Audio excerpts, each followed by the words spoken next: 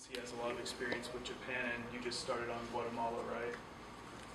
A little bit. Yeah. And he just has some other related experience that I think we could benefit from, so I'm going to give you the floor. Okay.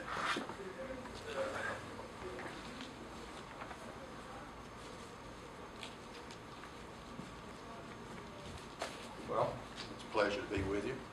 It seemed like 100 years ago I was in my first MBA class in exactly this setting down at Georgia State. An engineer by undergraduate training, so I was like a fish out of water. But it turns out it's not too difficult. I understand you all are in international communication studies, and of course I should be very intimidated by that as I try to communicate with you, but like Sheldon on The Big Bang would say, no, I'm not. I want to talk to you a little bit. Dan had asked me to talk about a subject that I've been intensely involved with for the past few years, which is local government. And then he threw in a little book at the end and said, and would you tell him a little bit about how to succeed in business? They might be interested in that, and that's a rather daunting task. But if we have time at the end of this, I'll share with you some sort of personal axioms that I have about what it takes to do fairly well in business. I was talking a little earlier, I began my business career as an engineer and ended up as the vice president of sales with AT&T. So a terrible thing to happen to a good engineer, but it shows where you can go with a career as you move around with large corporations. But let me go to this government thing, because this was a thing that long after I retired that I became involved in, and have, as I said, rather intensely been involved with it for the past about 8 years. But before I get into the specifics of that involvement, let me make some generalities about government. And you may violently disagree with it. I have spoken to groups like the Georgia Municipal and County Managers Association, and I began my discussion with them by saying government at every level is bloated, federal, state, and local. Well, that got me off to a really good start with those folks. But most of them admitted at cocktails afterwards that, in fact, that was true for every government except their own, that they were not. And what I mean when I say the government is bloated, we have too many people doing too little work, charging too much taxes, and not using it efficiently. The problem is there's not a lot that people like myself can do about what's going on at the federal level of government or even state. But I do believe that we can have an impact on our local governments. And when you think about that, the local government is where, for most of us, the rubber really meets the road. It's where we interact on a daily basis. We drive the roads, they're locally provided. We drink the water that's locally provided. We have the sewer that's locally provided.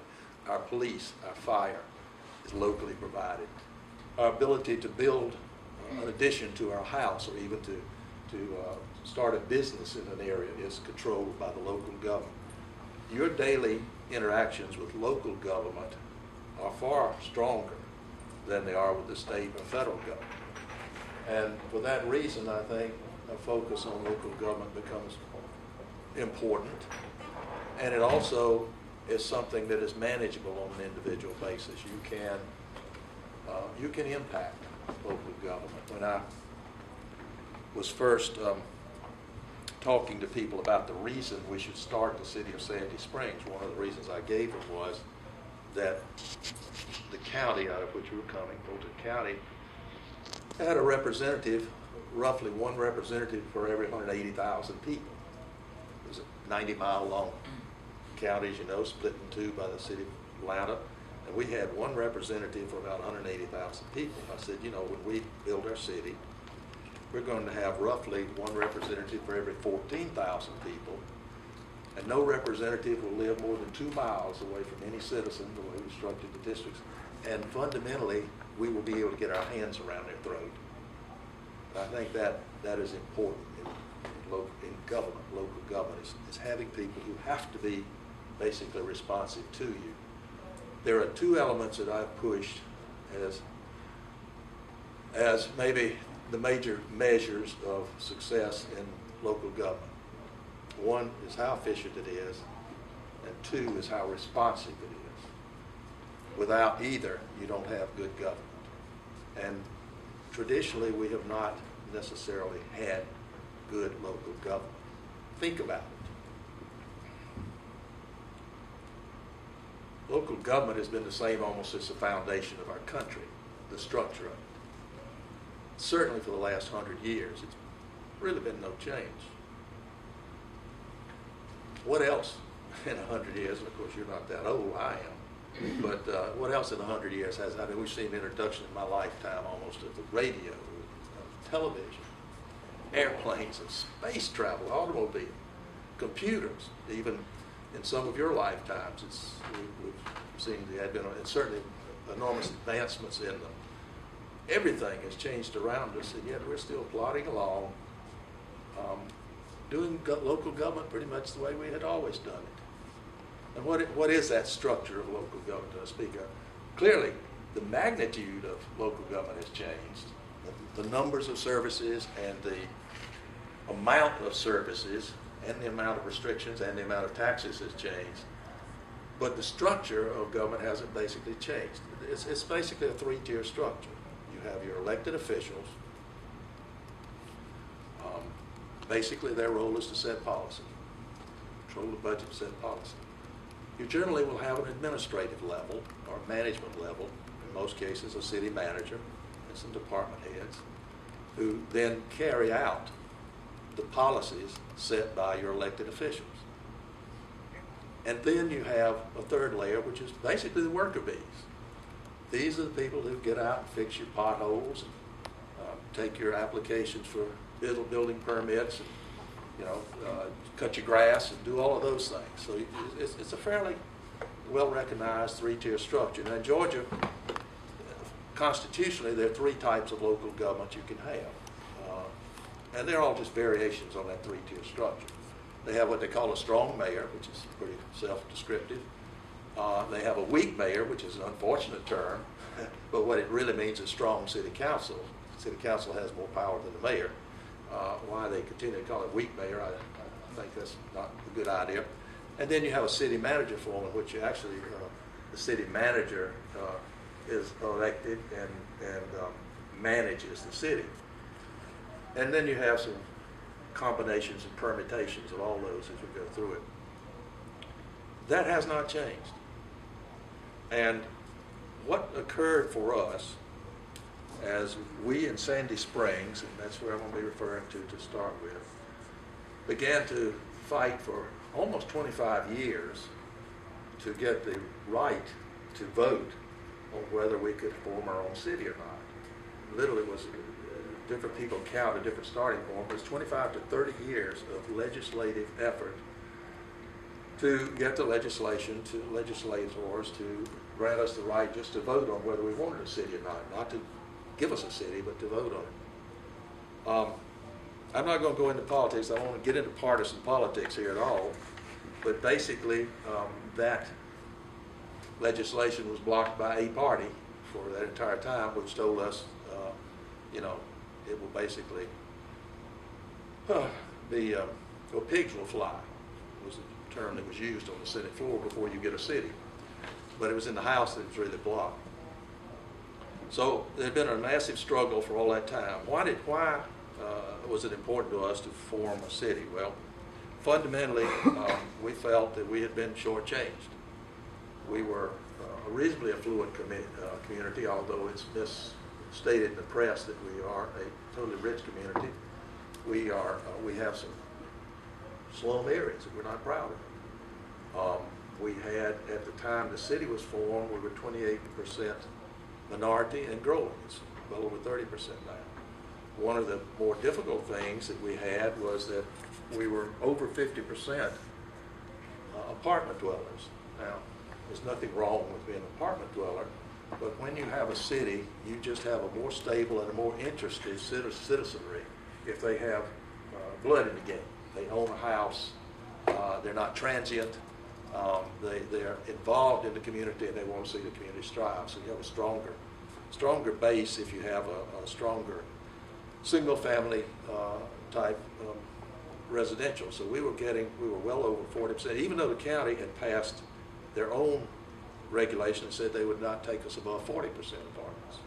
We were already up to about 55%, and they weren't even paying any attention to it. That was a problem. They were paying no attention to us about anything. We were basically paying the larger per capita share of taxes and getting very little service for it. And we were tired of that. But mainly, above all else, the reason we wanted a city was to get control of our zone. We wanted to be able to say no more apartments, let's say, or no, not that building cannot go there. It's impinging on our residential areas. We wanted the ability that we had no voice, which had simply no voice. It was taxation without representation. And that was the driving element. We did surveys, and every time it came back, it was zoning was the issue. There were other huge problems. Police protection was a problem. The county told us they had 4 policemen in our area. We don't know because we never saw them. Now we have a police force of 135 people patrolling that same area as the city, so it doesn't take a genius to figure out there was a greater need, and we had to fill it. Response times for both police and fire were well above national norms. There was a study that at one point that said that it was a response time was 22 minutes in my area. And I asked them not to publish the study any longer because I said, the burglars are going to come right here. They know they can be in Canada before the police get here with that kind of response time. The norm you should have is more in the 4 to 6 minute range. And we've now achieved around 4 in their areas. In my particular area, it's now about 2 minutes to get police response. And that's an enormous difference in the public safety. And I could go on and on. The other areas of the county had 11 times as much park space on a per capita basis as we did. And it just any area you turn to, we were being shorted, and yet we were paying the highest per capita taxes. We didn't think that was right, so we formed this effort to create a city. And it was, as I said, a long-term effort.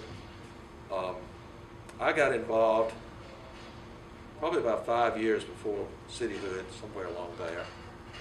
I was asked to serve on the organizing committee, the folks that were trying so long to get the city going. And after only a short period of time on the committee, I raised the question, well, if we got a city, let's just assume we will eventually get this thing to, if we got a city, what kind of city would it be? And people said, well, we haven't sort of crossed that bridge yet. And I said, well, how do we determine that? And somebody said, well, we have to have a charter. Well, do we have one? No. Don't we need to go ahead and do that so we can tell people what kind of city we want them to vote for? And they said, well, if you think that so strongly, why don't you form it? So I formed it and became chairman of the Charter Commission, and we wrote the charter, which was no small undertaking because there had not been a city formed in Georgia in 50 years.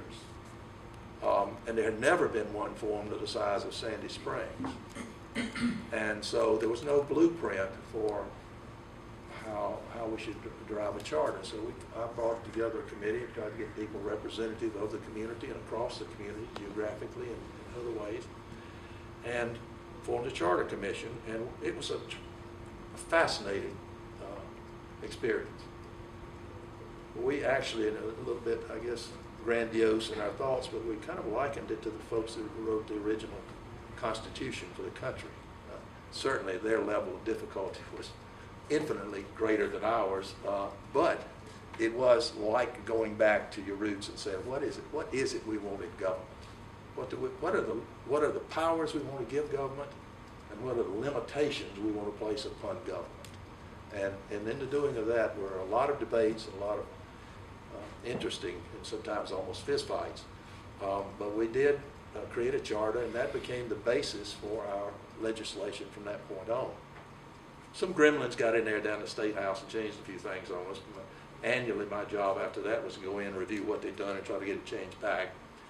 But that went on for several years. Then, in 2002, there was a change of parties in the Senate and in the governorship. And everybody got excited and said, oh, we're going to get our bill through now. Well, we forgot about the House. And the Speaker of the House, who, as you all probably know in Georgia, is a very powerful position, said, snowball in hell's chance of you getting this by us. We're never going to pass it. And so, but prior to that, I had once again raised a question, and that question was, okay, we've got a charter, we know what kind of city we're going to have. How are we going to implement this sucker? How are we going to make it work?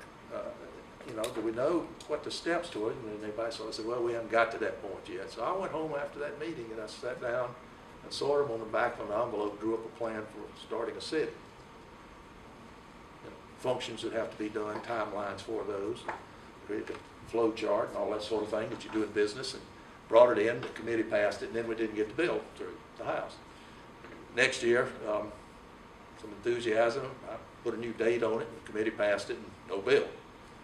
Comes 2004, November 2004, there's a change of party in the House. And suddenly we were told, your bill is going to be bill number 1. And now we still hadn't really done anything about how we're going to implement this thing. This bill says that if the referendum passes, and the referendum's not till June, so we're not going to know for sure. It says if the referendum passes in June, then you will have a city, a full-service city, December 1, 1 minute after midnight, 12:01 a.m., December 1, you're going to have a full-service city up and running. Now, here we are in January of that year, and we still don't have a bill. We won't get a bill passed until April. And the governor doesn't sign it until May. And the referendum's not till June. How do you go from here to there? I was telling Dane, while I was sitting waiting on him, I was reading a book on the string theory and the Big Bang and black holes and all that, and it was like the Big Bang. There was nothing, and all of a sudden there's a universe. Well, that's the way our city had to be. 1 minute at midnight, no city. 1 minute later, full service city.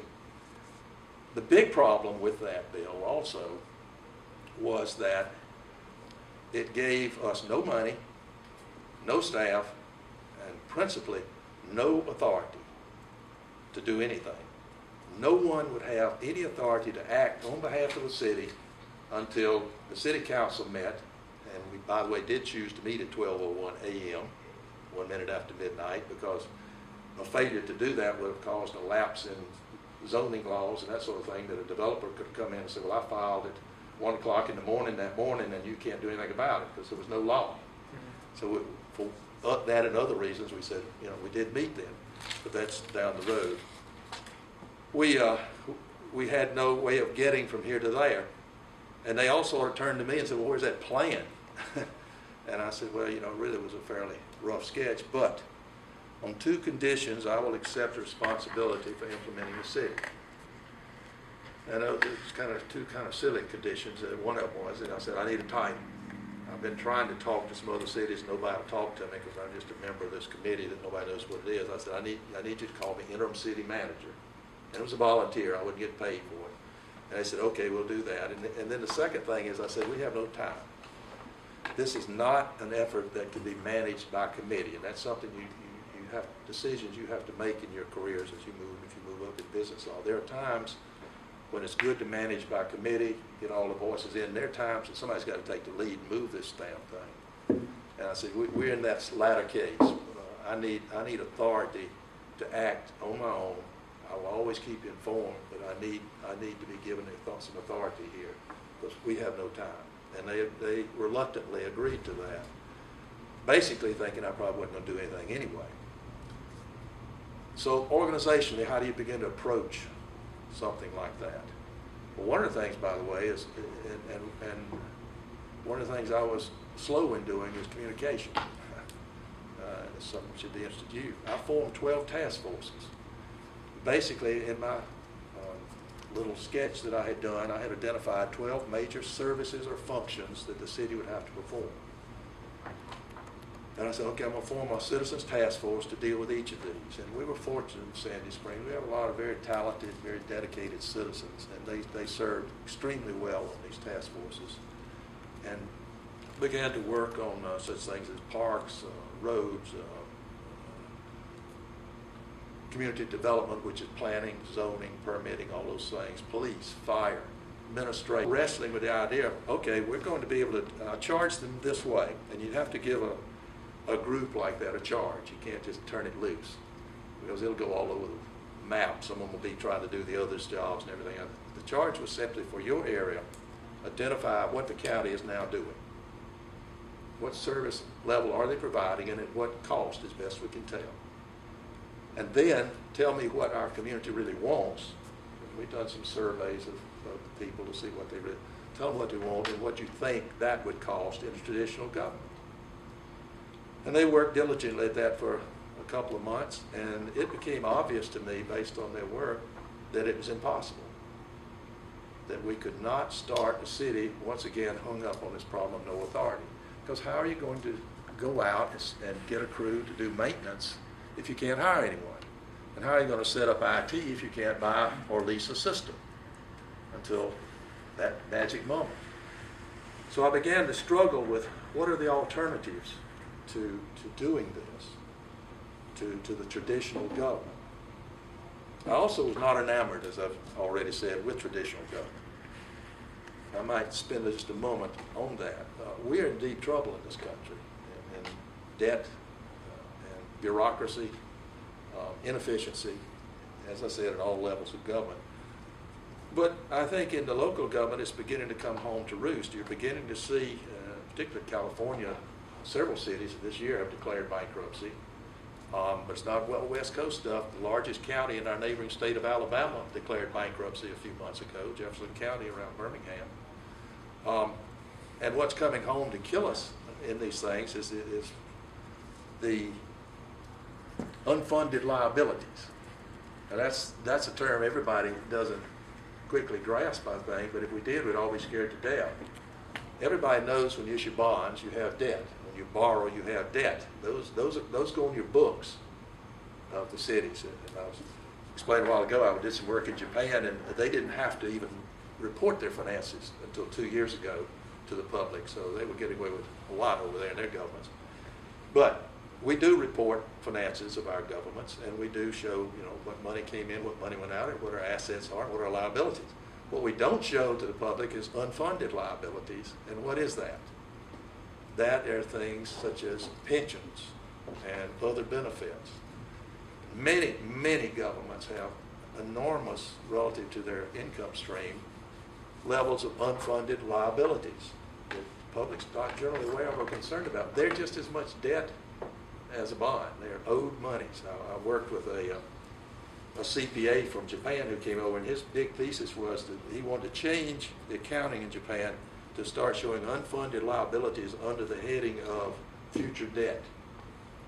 And he is absolutely right. That's exactly what it is future debt. I won't name the city, but I was working with a city on the southern, an existing city on the southern part of the Atlanta metro recently, and they have some real financial problems. And we're looking at the model that I created there, and I asked them for their report on their unfunded liabilities. And they had fired their finance director, so I talked to the interim finance director, and not only did he not know what they were, he didn't know what the term meant. And that was worse. So when you get in that situation, you are in deep trouble. But finally found out it was $56 million. That is future debt. That is money that's going to have to be paid, and the public doesn't even know it exists in most cases. So that's what's killing our cities. The mayor of San Diego had me come out some years ago. He was trying to get their law changed that will allow them to use private companies. They had a law prohibiting it, and he has been kind of helping that campaign. They had $1.4 billion in unfunded liabilities. $1 billion of it was in pensions. And the way they got there was during the go-go 90s, when we were really earning well on stocks and bonds and all, their pension fund basically was earning probably about 12%. Rather than stash that away in reserve for future pension payments, they had been browbeaten by their unions into using their assumption of growth, which is 8% growth. And everything above that, they raked off and gave in terms of current benefits. So when the market fell, the bottom fell out of the market in, 99, 2000, bottom fell out, and suddenly they weren't earning 12%. In fact, they weren't earning anything. And they looked around to see where their reserve was to be able to continue this growth of 8%. Of course, it wasn't there. They'd already given it away. So they were $1 billion in debt. Those are the kinds of decisions and processes that are killing local governments. The plan that I put in effect for Sandy Springs and other cities basically voids that problem. Sandy Springs, as of this moment, and since its inception, has 0 long-term liabilities and will not have long-term liabilities for pensions, for benefits, and I hope never for bonding. If they decide to go crazy and build some magnificent city hall, they may have to do bonding, but I hope they won't do that. So 0 long-term liabilities, whereas around the country, and this is right through this recent recession, when other cities are really suffering, Sandy Springs has continued to build a reserve, continued to have a major capital program, and build no long-term liabilities. How did we get to that? Going back to this process of moving through the implementation of the city, as I said, I began to look for alternatives, and probably because of my corporate background, I began to look at the capability of large companies to come in and help us. Cities, states, federal government have long contracted with private companies for specific projects, and often more in what I call privatization, which is a transfer of the city's assets to the company. They sell the waterworks, such as Atlanta did, or they jointly build something like a toll road. You hear some talk about that in this area. Those type of process I call privatization. That's a transfer of assets from the public sector to the private. We never looked at that. We've not transferred any assets because basically we still don't have any almost, because the private companies have provided them all. What we were looking at was trying to contract with as much as we could. I looked at 4 separate ways for providing the service the city needed. Basically, the first one was, well, we'll continue contracting with the county that we aren't satisfied with. And we knew that was going to be a rough one because they were really going to stick it to us for the costs on that. State law says they have to provide services at cost, but if any of you have ever done any cost studies, you know that a good cost study person can make those things say almost anything he wants to. It depends on what overheads you load and all that sort of thing. So we knew we were going to be deep trouble if we had to go back hand to the county and say, okay, now give us these services, we'll pay you for them. But that was an option. The second option was to look to other counties and municipalities nearby, Roswell, Alpharetta, Smyrna, City of Atlanta even. So that's option 2. The third option was to try some way to figure out a way to create this traditional city in which we had the 3 tiers of government, elected, administrative, and the worker bees. And I simply could not see how we could get there. And finally, I began to look at the option of using private industry. We ended up doing, by the way, a little of all 4 of those, and I can cite you instances of each type, but predominantly we went the route of private industry and what I call back then competitive management in my book that I wrote on this. And by the way, I should mention my book, shouldn't I? I think you ought to. I did write 3 books on this subject. The first of those is self-titled almost, Creating the New City of Sandy Springs, and then I put in the subtitle of the 21st Century Paradigm Private Industry. Then I was asked to, well, that's for new cities, what about existing cities? So I wrote this book, Public-Private Partnerships for Local Governments. Now, I did that in part because Japan was asking me to do it. And then ultimately they decided to take those 2 books, and this shows you how efficient the written language in Japan is. Both of those books are in this one book in Japanese. And I can't read a word of it, but that's what they tell me.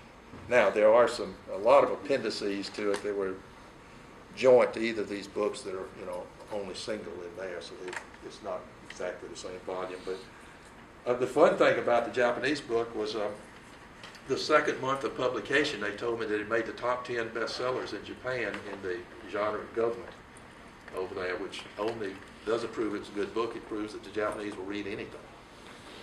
They really are voracious readers. But they are very, very systematic about approaching these things. So we've taken the Sandy Springs model of a public-private partnership and not only begun to introduce it around the country, we've begun to introduce it internationally. I was in Ireland week before last, really on vacation, but I met with the city councilman of a fairly large city there who had come to Sandy Springs last year to look at our model. We've had, I've talked to people from Switzerland, from Finland, from the Republic of Georgia, obviously the Japanese, Canadian, Central America, about this concept because it has so many positive features. What time do I need to shut it down? That's when you get hoarse. Oh, okay. All right. What I prefer to do is leave some time, if you're interested at all in what I'm talking about, for question and answer, because I feel much more like I'm doing more for you if I'm answering your questions than if I'm just talking to you. So, and by the way, I meant to say this, and I didn't interrupt me at any point. I have no problem whatsoever with that, because as you can see, I have no teleprompter here. But we decided that we could begin to look at this idea of a public-private partnership, which I didn't call it that then, but it grew into, because that's a fairly universal term that's used and began to shift it. In fact, I formed a small LLC company called PPP Associates to do some consulting on that. But all my work originally was purely volunteer. So, as I said, after a couple of months, I began to look at this idea. I visited some locations that were doing some outsourcing, which is what I call doing individual functions. It's an outsourcing. But nobody was doing it on the scale that we needed to do it in Sandy Springs, either in terms of the size of the city or in the scope of the services. But I put together basically a proposal to do that, kind of sold it to the rest of the committee, always keeping in reserve the idea when we have these other three options, we can try to fall back on if we have to, but in my mind, there was only one option by then. We had to do this thing. There was no other way to do it. The governor was very slow in signing the bill, as I said. We got into June 8th, we had the referendum. 94% of the people were in favor of it. If that's not a mandate, I don't know what one is. One of the Fulton County commissioners still insists that was not a mandate. I don't know how you declare a mandate. Was that when Roy Barnes was governor? No. Purdue? Yeah, Purdue was governor. The other thing that Purdue was a little slow in doing was in naming a governor's commission. Our bill had asked for a governor's commission to be appointed to assist us with the city. You have to be careful what you ask for, because when he finally appointed it, and he didn't do that until June the 23rd, it was a 5-person commission. 2 of the people didn't even live in Sandy Springs that he appointed. The other 2 had nothing to do with the implement, up to that point. And he appointed me as the 5th person. And I guess because of that, they elected me to chair it. So on June 29th, we had the first meeting of the Governor's Commission. June 29th, December 1st, we're going to have a city. And by the way, this Governor's Commission had no money, no staff, and no authority either. It could only advise. So, June 29th, we did. At that meeting, that first meeting, I laid a stack of RFPs. Are you all familiar with that? Request for proposal. This is what you send out to get bids. Stack of RFPs on the desk of the commissioners and said, we've got to pass these tonight. I pulled a real Nancy Pelosi. I said, do this, read it later. But I did assure them there was nothing in there that we couldn't amend later, unlike Pelosi. And that the other thing I assured them of is we had no time to get this done in. So they were bright people, even though they hadn't been involved, and they agreed, and we passed that, and the next day I sent those out to companies. The step I had taken earlier that gave me some confidence in going to this is I had written on my own to 24 companies, major companies. I learned a long time ago in the corporate world, you don't go into the bottom of some issue like this, you write to CEOs, presidents, that sort of thing. I wrote to them a very short letter. Actually, it's only about 4 pages with an attachment. And it asked 2 questions. 1, here are the 12 services we need. That's what the attachment was, a matrix of those. Where have you provided any of these services to local government, or in lieu of that to a state or military installation? Where have you provided these services? The second question was not designed to warm the heart of a CEO. It said, would you be willing to spend the millions of dollars necessary to establish a city without a contract? because no one has the authority to give you a contract. 12 of them responded, actually, which is a lot more than I expected. They indicated, those 12, that they had done some of these services. It turned out most of them had stretched the truth quite a bit, but it did give me enough confidence that there were people who had done the services. We could find it. None of them said we'll do it without a contract, but some of them used language like, well, we can negotiate on that or something. And I took that as a yes and proceeded to move towards that. We issued those RFPs. We went through the standard sort of process for bidding at the mandatory pre-bid conference that I held to explain to companies in more detail what this thing was about. Had 41 companies show up. Most of them weren't really players. They were small niche organizations. I ended up doing a meet and match of those for them to help them. We had enough major players that I was hopeful that we would get bids, and we did. We got those bids, and then you had to form an effort to do a selection process. These bids are massive. They look like this. And you've got to wade through those and decide who it is you want to do your business. Still not being able to select them. The selection committee can only recommend to the Governor's Commission, who can only recommend ultimately to the City Council on 1 minute after midnight, December 1st. So everything had to be done on trust. Absolutely on trust. The company had to trust that we were eventually going to give them a contract, and we had to trust in many ways that they could do the job, because we were not capable of fully describing in great detail what we needed. I told you these task forces had done all they could do to determine what was being served and what we wanted and sort of what the costs were, but that's difficult to get at. So it was very difficult for us to describe in great detail. In some cases, the best we could describe was your service has to be, for this particular service, has to be at least equal or better than what we're now getting. And we'll figure out along with you what we're now getting when we get there. So it was a fairly difficult RFP to write. I literally wrote them myself sitting in my office basement. One of the stories I like to tell, I think maybe I told in the book, was people assumed there was a big staff working on all this. I'm sitting down there by myself, and I type like this, by the way. So, and one day I get a call, and this lady said, "Oh, Mr. Porter," I answered Porter, and she said, "Oh, Mr. Porter, I'm sorry to bother you. Could I speak to someone on the staff?" So I just put the phone to the other ear and said, "Staff speaking." And that was it. And the other funny one I got was a lady who called and wanted to know if she should get her daughter leotards.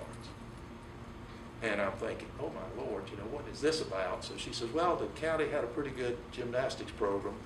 I wanted to enroll my daughter in it this year, and I want to know whether the city's going to have a good program, so I know whether to go on and buy her leotards. And I'd had it by then. I just said, lady, don't be such a damn cheapskate. Buy the kids some leotards. And, I didn't win that vote either. But fortunately, I'm not a politician and did not intend to run for any office whatsoever, and never have, never will. So I don't have to be that polite. The other massive faux pas I did finally recognize, by the way, that we needed a communications task force in addition to the other 12, a public information task force. That was a bad mistake on mine not to do that originally. And so we began to hold large meetings, maybe 250, 300 people, to inform them about what was going to happen. In one, this lady just gets up, and it's obvious, a lot of times people ask a question not to ask a question, but to show off their knowledge. It was obvious she has some kind of knowledge about cable, closed-circuit television, cable television, and she says, you have the right to have a cable channel for the city. And we do. We do, but that way down in my list of priorities. I'm not getting city started here. And I explained that to her. I said, we do know that. Over time, we were probably, well, she wouldn't let it go. She asked another one, another one. And finally, she says, what's going to be on it? Now, I've already told her we don't even know how we're going to do it, when we're going to do it, if ever.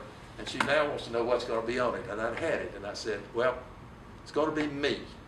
We have to enter contract negotiation. You say, well, didn't your RFP describe it? Well, yes, the RFP did have the sample contract. This is what the contract will be unless you, the company, can come up with a better idea, in effect. And they came up with a lot of better ideas. And we sat down and negotiated the language and the specifics of that contract over a period of several weeks. Now we're into October.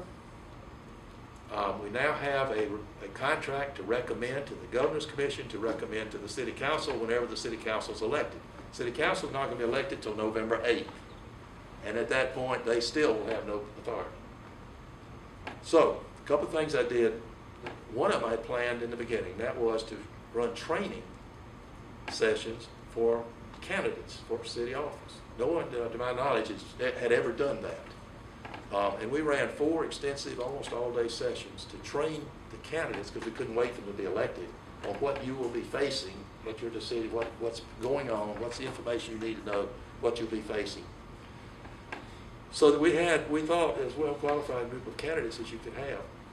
Then after they were elected, in that 3-week interval between there and forming the city, we ran 2 sessions for the elected officials to basically acquaint them with what they had to do at minute 1 and what resources they'd have.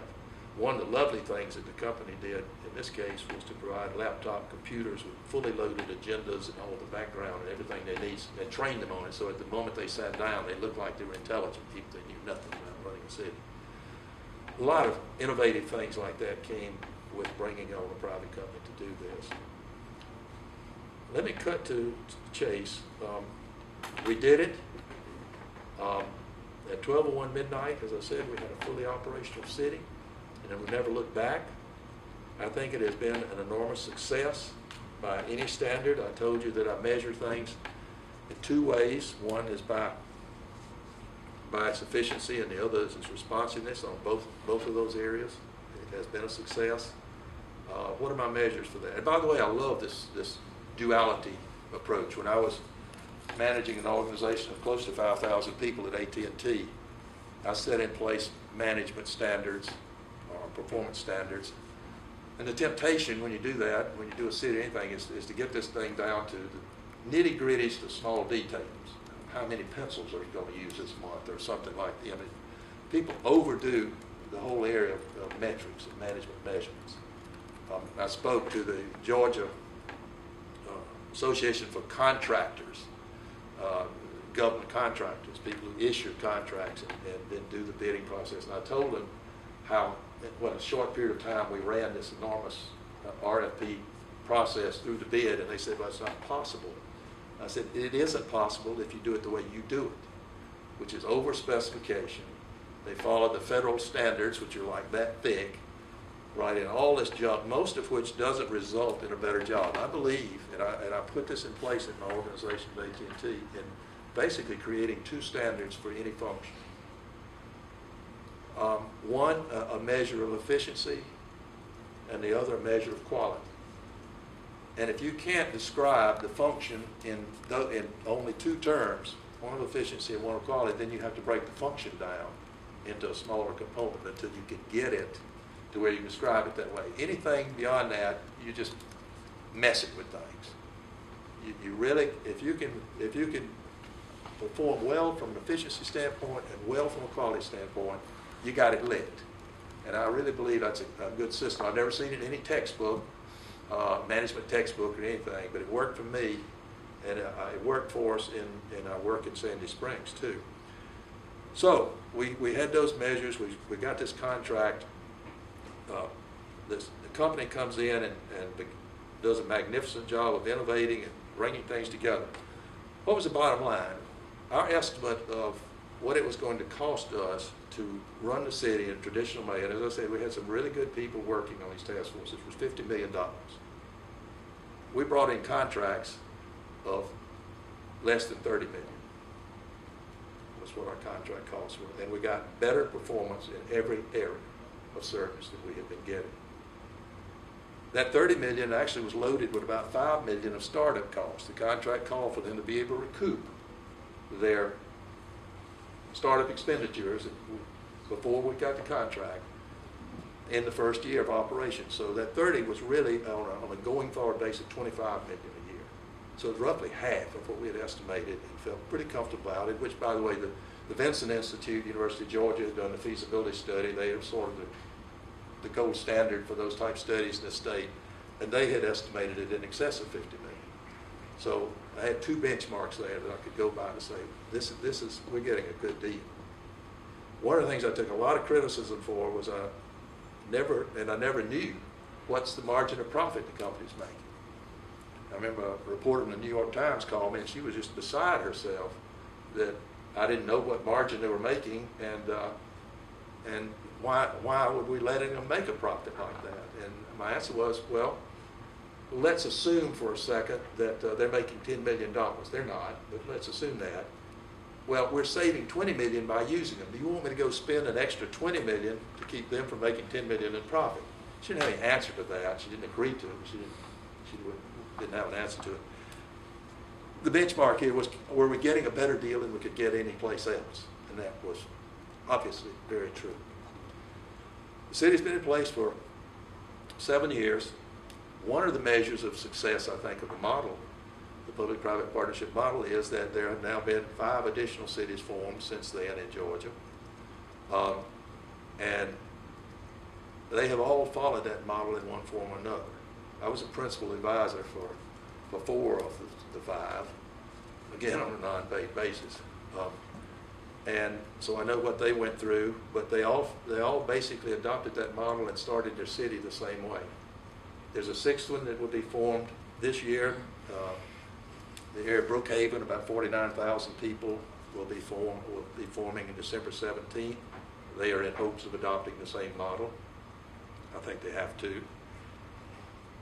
The most incredible thing, I think, to most people when I talk about this is that we started a city of in excess of 90,000 people,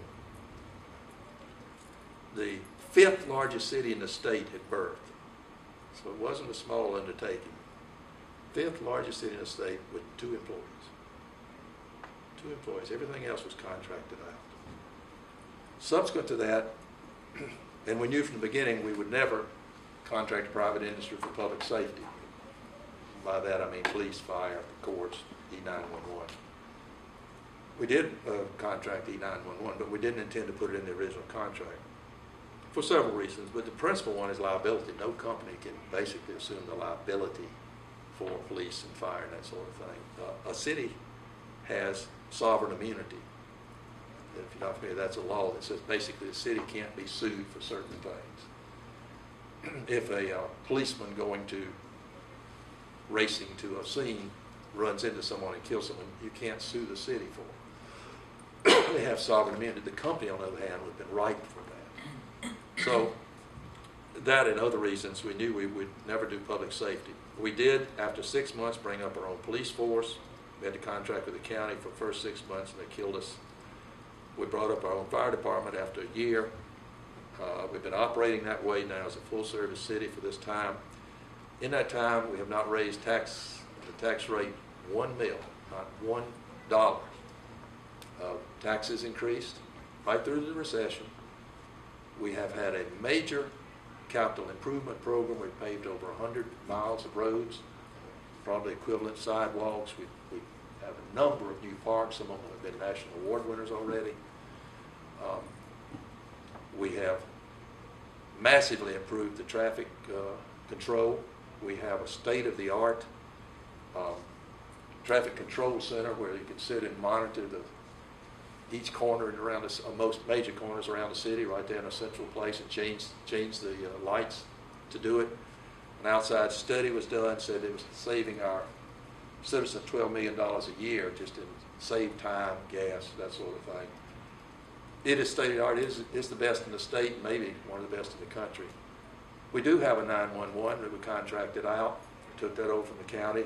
That is operating under something I had advocated from the beginning, which was shared services. We're sharing that service with Johns Creek, and Dunwoody is coming on board, and I'm expecting as Brookhaven becomes a city that they may opt to buy into it because it is a far better system than anything provided by the other cities around. So we've had major capital expenditure, major improvement of services, no tax increase, built reserve, and 0 long-term liabilities. And that's the bottom line. And we're not going to have any, because even the police and fire that we brought them on under 401 type K-type plans. The city is not having to invest in those, but the majority of all employees, the company is paying their pensions. The city has no responsibility for those pensions, and that's what's killing other cities. All of the other cities that were formed with this public-private partnership have done well. I'm far more familiar with the results of Sandy Springs, but they've all done well. And all have begun to tweak the model. Maybe bringing one or two things in-house, maybe changing from one central contractor, one master contractor, to several, breaking the contract up into several pieces. But all are basically still following the model, and it's working for them. And it's working so well that I have basically taken it on as a sort of a personal, I've told people it's not a vocation for me, it's an obsession to tell people about this, and that was part of the reason for writing the books. And there is a lot of interest around the country. I'm talking with a city in Texas of about 175,000 that is extremely interested in trying to convert. There's a major, let me just spend 1 minute talking about what the problem is, conversion. People always ask me, is it easier to convert? Wasn't it easier to start a city with this model than it is to convert? And absolutely not. It's much easier to convert a city than it was to start from scratch, except for one small thing, politics. And that turns out not to be that small. It turns out to be a very big thing. I did a study for a county in Maryland and was able to show them pretty clearly that over a period of 5 years of contract, they could save between $84 and $109 million. 84 and 109, and that's on a base for that period of expenditures of about $335 million. So we're talking about savings in the 25 to 30% range. And yet they haven't done it because of politics.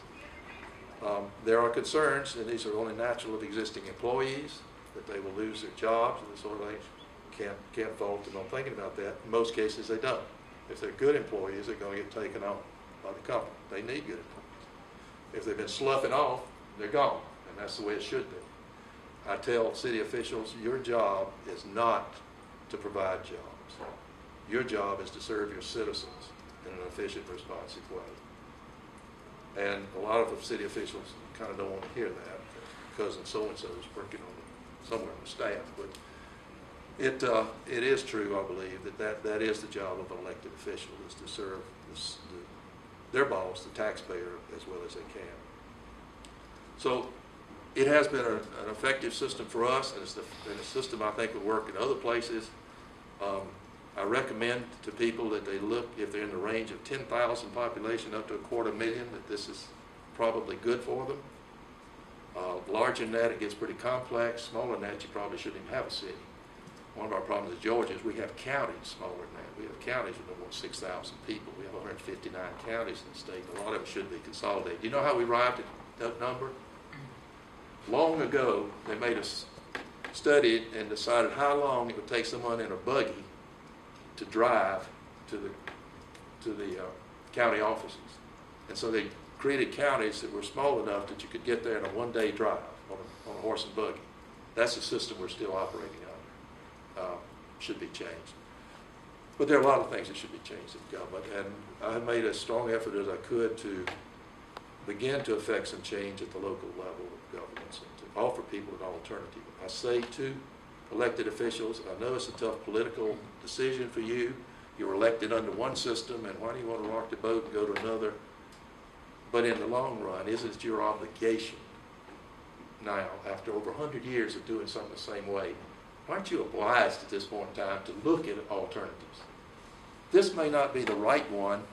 I think it is. It may not be. But don't you have the obligation as an elected official to always be looking for alternative ways that would give your citizens more efficient and more responsive service? I'm going to stop there. I've probably run too long already. It's much easier to talk an hour than it is to give a 5-minute speech. Much easier to do it when you've been so involved in your subject. And I've had no questions, so you're either totally bored or you've just been very polite. I don't know which one it is, but yes, ma'am. Can you tell us a little bit about the differences you noticed when advising cities in Japan and advising cities here? Absolutely. Let me give you a quick background about why they're really interested over there. Japan, I mentioned earlier, did not have a system for reporting their municipal finances. Nobody knew what kind of trouble they're in. It turns out that in their 1,800 plus municipalities, the average percent of operating budget that they spend on nothing but interest, not repayment of debt, but interest, is 25%. So if every $4 that come in, one is going to do nothing but pay interest, and that's a terrible situation. And their cities are in enormous debt. A city of 50,000 that I was advising was $50 million in debt. Another larger city was $50 billion in debt. They'd gotten that by drawing on the federal, they basically had an open drawing account on their federal government. They was taking funds and just building up, never repaying it, and never reporting it to the public. Now they have to report it, people are becoming aware of it, and they're realizing, they're in a ruinous situation, so they need to do something. And this was one option that they were looking at. I worked in the federal government wanting to get the local governments off of their payroll, in effect. Gave a grant to a major university there to look at alternatives. That university found me and asked me to come over there several times and to consult with them from long distance a good bit. All of it was beginning to move towards a resolution of some type when the tsunami hit and everything stopped. I think they will come back to it. I think in rebuilding some of their cities, I know in rebuilding some of their cities, they're kind of looking at this model for rebuilding. But basically, the tsunami just brought a halt. It's an earthquake, tsunami, to everything. That was a horrible disaster there, and it's understandable. Working with them culturally, the biggest problem I had with it is that they're such an enormously polite people. They'll never say no. So you sit around in a meeting, and maybe hours of meeting, and everyone's nodding, and you think we got agreement here, and 6 months later you find out nobody was agreeing to anything. They just won't tell you no. That's not our culture. So we had to kind of come to grips with that. And it was in many ways, it was difficult because I speak nothing. I have addressed groups as large as 700 people, business, academic, government people in a room, and couldn't tell if any of them spoke English. It was a simultaneous translation, like the United Nations, where they're got someone speaking into the earphones and all. It's kind of an interesting thing. You cannot tell a joke. If you did, they'd laugh about 30 seconds later if they got it. So, you can't do that. You have to be very serious. But it's a little difficult to work in a situation where you don't speak the language. The only thing I could read in this book is my middle initial. They don't have a symbol. They don't have a symbol for W, it turns out. So they have to put a W there. They printed up business cards for me. My business cards, by the way, have Japanese on the back, and I don't know what they say, but they said some really nice things about me. I don't know what, but sample of those.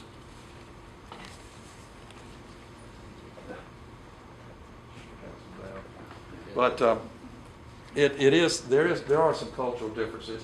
The main one is that they're basically still in the cradle-to-grave employment system, which we sort of were 20 years ago, or maybe a little further back, where you went with a company and you tended to stay there a long time. You didn't hop companies like as much as people do these days. Over there, they don't change. They expect they're going to be taken care of for the rest of their life when they go with the company. So when you say to them, hey, all these people you've been taken care of, suddenly jobs are at risk, it becomes a bit of a trauma for them. And I've talked to them about ways to mitigate that impact. I'm not insensitive to employees. There are ways to mitigate it. For instance, up there and up in this county in Jefferson, that was a major concern with them as an existing employee base. Well, okay, what's your attrition rate? Well, we lose about 10% a year. All right, we'll draw your RFP up that says the company has to offer jobs to 90% of the people. If you're losing 10% anyway, there's no real loss, but only for 1 year. Because you want the company to have a chance to look at these employees for a year, and then it will make its decision, and it won't be on your back when they do. It's going to be on the company, not on you, the elected official. That's just one kind of way. One of the things that was in this possible trial city in Japan, they had a major industry coming in. A system was put in whereby that employee not only can give a response to if they can't handle it themselves, they send it to the right department. Let's say it's fixing a pothole. That receiver initiates a work order online. It goes to the proper department, and then we have a commitment to give a response to that citizen in 2 days. Now, that sounds like a long time, but that's better than never, which is what you get from the county. Two, if it's what we called an emergency, which wasn't a 911 emergency, but take the situation, someone's cutting down trees in the lot, I don't think they should be doing that, a 2-hour response. That was the measurement that we put on the company in providing a terribly effective. They initiated that system and then now sold it to other cities. It's good enough. So that's the kind of innovation we were getting out of things. So it's your original question was what? I just wanted to hear the differences you noticed when advising working with different cities. other countries. Have you There are seen cultural differences. Well, yeah. Have you seen distinct cultural differences? You've said you've worked with cities in South America and I believe in the Nordic area. I mean, do they approach these challenges in the same way? Are they looking at it through different prisms? It's a little different. I haven't. For instance, I don't want to overplay this. I haven't worked with them as much as I have consulted with them, advised them. I've not gone in, for instance, South America and taken a city and broken it down. Sure. But yeah, there is a difference. One, people from the Republic of Georgia were very interested. You know, had been behind the Iron Curtain for all these years, and they still, the people who are in charge still were raised there in a socialistic situation. So talked to them for a while about what we'd done, and finally one of them raised a hand. He said, "Well, who told you how to do this?" I said, "Well, nobody told us how to do it." "Well, where is your central planning people? Why were they not telling you how to start the city?" And they couldn't believe that there was no one that was controlling us and telling us how to do this thing. So when you've got that mindset, it's pretty difficult to break through and say, hey, try something new, when you've grown up being told how to do everything you did in life. Those are the kind of cultural differences that can really stop things. I can imagine, Yeah. Any other questions? Yes, ma'am. What was like, Ireland's recently gone bankrupt. When you were over there, how did that affect the mood of your discussion? They were tickled to see me spending your money. It really wasn't that obvious. They kept bringing it up and talking about it, how difficult things were. But to the casual vacationer, pretty much as I was, it wasn't obvious that they were having any financial problems. Services were there, and cheerful people. It was a good experience. You didn't see homeless in the streets or anything like that. Not like the potato famine. I mean, when you look back in history, they have had some rough times, but they had some good years up until about 5 years ago, was it, I guess, that they began their downturn. They were booming. They were a model economy there for a while, and they're missing that, and they talk about it a lot, but you can't, as a casual observer, don't experience it. Beautiful country, beautiful people. I probably worn you all out. I said I would tell you a little bit about how to succeed in business. Do you want that, or do you try to wind up? I want to hear. Anybody who wants to go. Anybody who'd like to stay, and I will not be offended. And I'm going to make this very personal. It's not a philosophical discussion about how to do that. And I'm primarily directed at the corporate world, but I think a lot of it would have to do with small businesses. The first, and it's going to seem like just pabbling to you, but the first axiom is work hard. And a lot of people don't understand that. They think that working hard may be, being there for your full hours and giving an appearance of being busy. You really need to, particularly at the lower levels, it gets easier as you move up in the business. But at the lower level, you really need to exert yourself. I'll give you an example. The first week I was with Southern Bell. I was a field engineer working out, designing cables and poles and all that, and conduits and stuff. Didn't know what in the world I was doing, of course. I just come out of the military. Been in the office there. They had a pool of vehicles for the engineers to use, and there was not a car for each person. So after about a week, I had a job I needed to get done, out in the field. No car available. And I'm looking at it, so I go out and I get in my little Volkswagen Beetle, and I go out and do the job. Well, somebody saw me. That's absolutely against company policy. You shall not, drive your own vehicle to do this. And the reasons have to do with liability and that sort of thing. Well, the district engineer called me in, and he, told me what the policy was. He's my boss's boss. Told me the policy and was very stern about it and all that. But I found out later he was just tickled to death that I had wanted to do the job enough that I was willing to, take my own car out to work on it. It's much later in our relationship that I found out that impressed him enormously. The second axiom is at the lower levels of management, a lot of people will let you do their jobs because they aren't working at the high level, and take every opportunity you have to do that. If they're willing to just step aside, and a lot of them just tickle to death to have you, do their job, do it, because it's ultimately going to be recognized that you're doing that. I cannot tell you how many times in my career that somebody sort of just stepped aside, left a void or something, and I made it my business to step in and do it if it was needed. You'll get noticed for that. Another thing is be really honest. And all these sound like, when I say them, they sound like such power.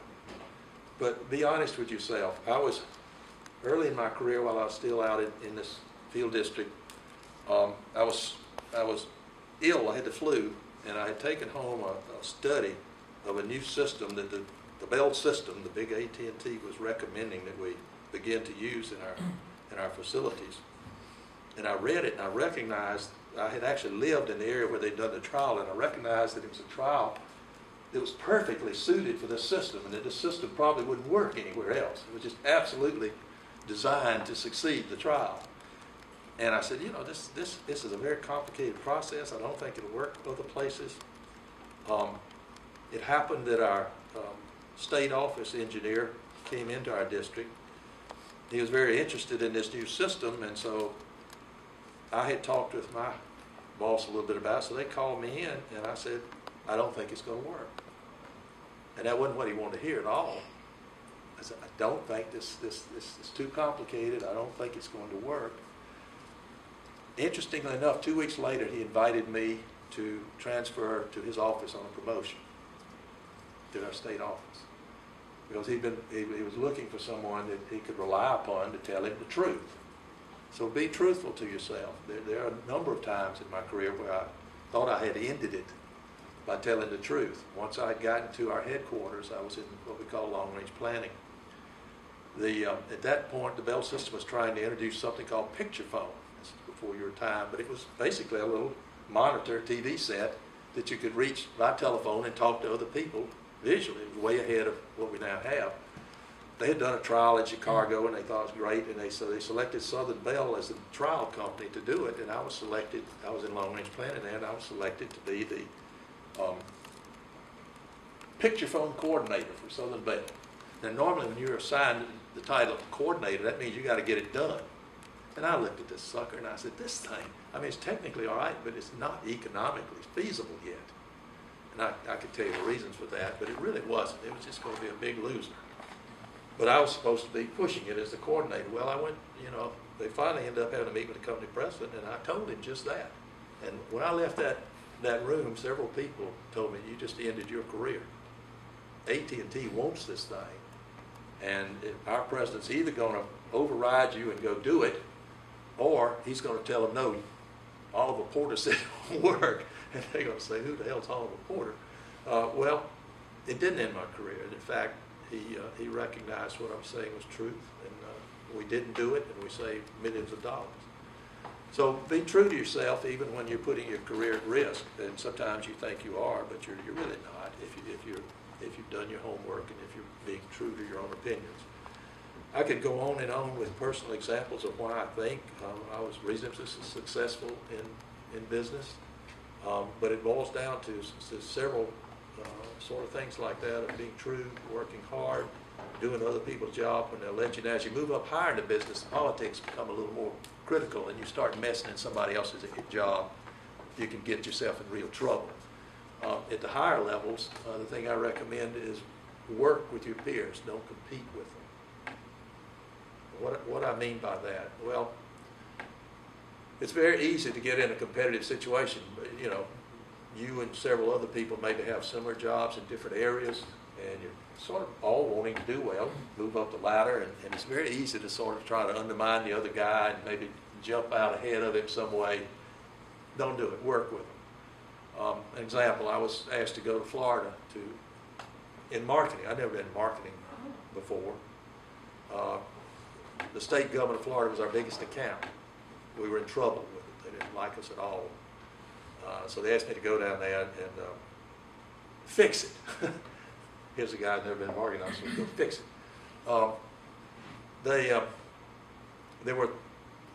I told them at that point, you know, I have moved up. You've told me I have potential. But the thing you keep telling me as I have my annual reviews and such is the knock against me is I never managed a large organization. Here you're sending me down, I'll have about 10 people on a specialty situation again. It's not good for me. It's the only time in my career I ever sort of stepped up to defend myself, but occasionally you have to do that. And I said, that's not a good assignment for me personally. And they said, oh, yeah, you're right. You know what they did? They created an entire new division, marketing division, in what they call West Florida, for me, so that I could manage more districts and more people. In a year, we'd solved the problem, and I was promoted back to headquarters in another capacity. So sometimes you do have to look out for your own interests, but I'd make that secondary to trying to work with people. The other thing I did when I went there was I began setting up quarterly meetings with my peers and the three preceding divisions that were already there to work jointly on problems, and we didn't feel like we're getting the attention that they were needed back at headquarters. And so we as the largest state, began to wield a fair amount of influence and made a lot of people on staff mad because we were pointing out practical things that we needed in the field that we weren't getting. At that point, data was hot. The Bell system, believe it or not, had not made up its mind for sure that it wanted to be in the data business. I mean, that's hard to imagine at this point in time that a major company was saying, no, data is not a technology that we want to be in. But they really had not made a commitment to it, and we raised a ruckus about it because of needs of places like the University of Florida and Florida State government need better data systems, and we need to provide support for them. So we began to highlight those kind of things to the irritation of people at headquarters, but working collaboratively with your peers is going to get you a lot further than trying to undermine your peers or somehow outshine them, I think. So there are a number of things like that. I wish I could recall some of the other things that were beneficial to me. Again, taking an initiative, one of the things I did while I was still in the district was begin to create a long-range planning book. I came to recognize that there was at that time, a computer system, and it was, by the way, punch card, IBM cards, and you can imagine how the board said that we could input into a system that would take, for a given area, it would tell you where the optimal location for putting a switching center was. We call it central offices, the building with all the switches. And I said to myself, any good field engineer knows exactly, if you give him that area, I can put my finger down on the map and show you where the switching center ought to be. We don't need this massive computer program. Because once it gives you that point, it's a point that might be in somebody's backyard. You still got to move it to a major intersection where you already have conduit and so forth. So I can do it. That's not even the issue. The issue is, for a given large geographical area, how many switching centers should we have? Because these things cost millions of dollars, tens of millions. At that time was a lot of money. So the real issue is how many should we have, not now have this area, where would I put it? So I began to work on this pre-computer, basically timeshare, we call it then, was the only way you could get a computer on your desk, was sharing time over the net.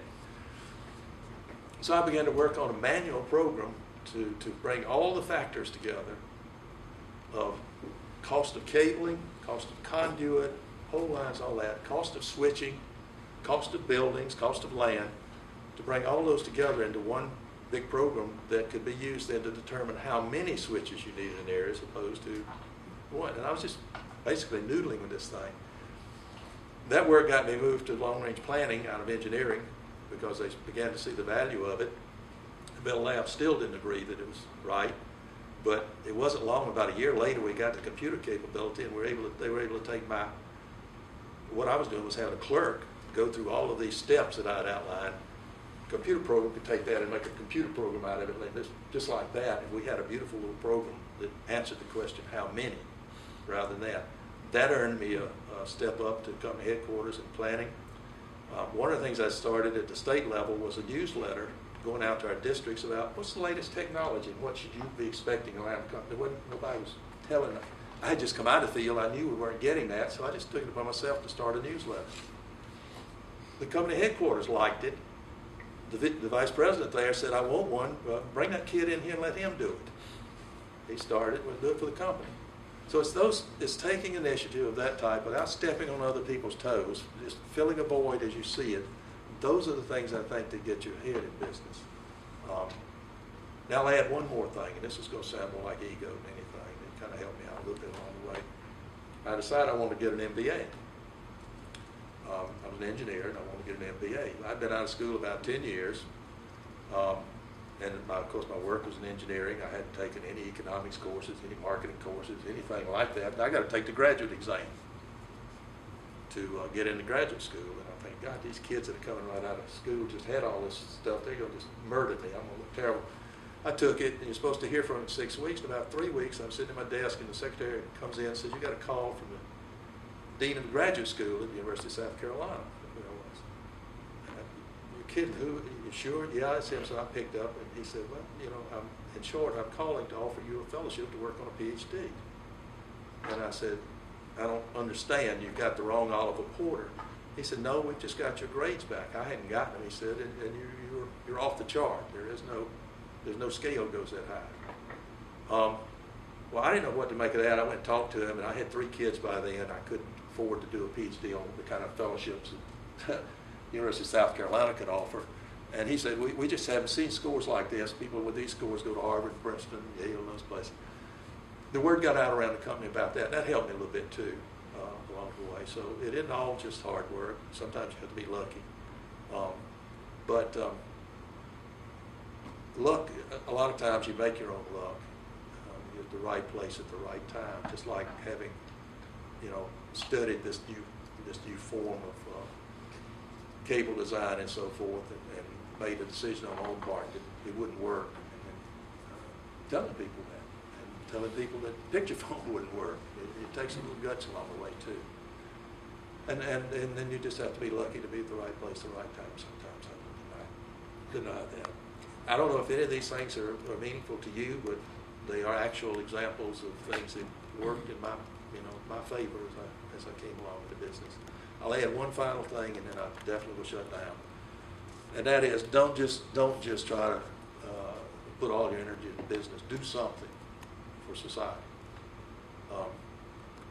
One of the most touching things that's ever happened to me was a young man who came back and been in an organization who has made a tremendous contribution to society through his charitable works and all. And he came back and he told me, I learned that from you. It really touched me. I began early. One of the things that maybe got me promoted early, helped start a church. I was the youngest chairman of the board of a Methodist church in South Carolina. People at the office took note of that, and they said it's a leadership thing. I became the youngest national chairman of the National Kidney Foundation as a volunteer work. I helped form a federation of national health agencies, which I became the founding chairman of that, to raise funds for health causes like kidney and cancer and heart and various other agencies.